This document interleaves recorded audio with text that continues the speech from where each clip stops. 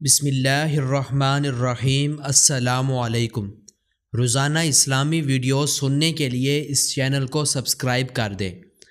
حضرت ابو ہریرہ رضی اللہ تعالی عنہ بیان کرتے ہیں، رسول اکرم صلی اللہ علیہ وسلم نے فرمایا، اللہ تعالیٰ فرماتا ہے، ابن آدم نے میری تکذیب کی حالانکہ یہ اس کے لیے مناسب نہیں، اور اس نے مجھے برا بلا کہا حالانکہ یہ اس کے لائق نہیں تھا۔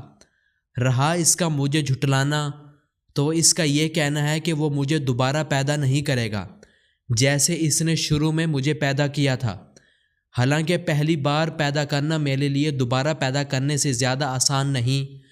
اور رہا اس کا مجھے برا بھلا کہنا تو وہ اس کا یہ کہنا ہے کہ اللہ کی اولاد ہے، حالانکہ میں یکتا بے نیاز ہوں جس کی اولاد ہے، نہ والدین نہ کوئی میرا ہمسر ہے۔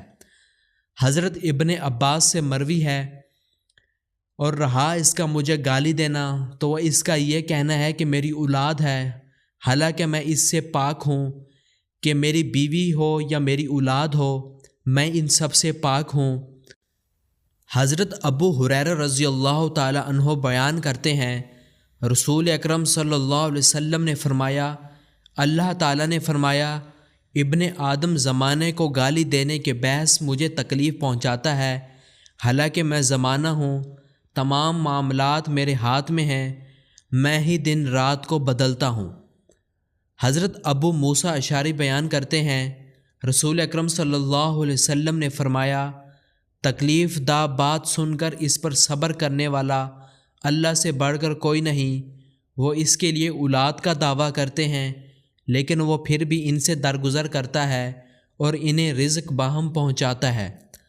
حضرت معاذ رضی اللہ تعالی عنہ بیان کرتے ہیں، میں نبی کریم صلی اللہ علیہ وسلم کے پیچھے گدھے پر سوار تھا، میرے اور آپ کے درمیان صرف پلان کی ایک لکڑی تھی۔ آپ صلی اللہ علیہ وسلم نے فرمایا، معاذ، کیا تم جانتے ہو کہ اللہ کا اپنے بندوں پر کیا حق ہے؟ میں نے عرض کیا، اللہ اور اس کے رسول بہتر جانتے ہیں۔